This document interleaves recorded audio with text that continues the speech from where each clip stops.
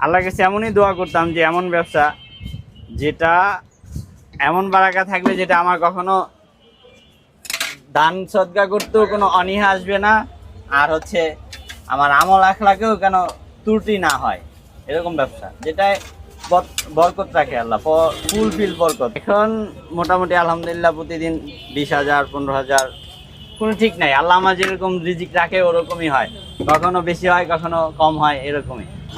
যে হাতের কাজে বারাকা বেশি, আল্লাহ তাআলা নিজে স্বয়ং পছন্দ করে হাতের কাজকে। এই জন্য আমি এই কাজটা বেছে নিই, যে হাতের কাজ এটা আমার সম্পূর্ণই আমি নিজে আমার নিজের হাতে তৈরি করি, একদম ডাইল, তারপর হচ্ছে গম আর রান্না তো সব কিছুই আমার হাতে। যখন আমি ব্যবসা শুরু করি তখন হচ্ছে আমার বেশি পুঁজি ছিল না, পুঁজি ধরতে গেলে ছিলই না।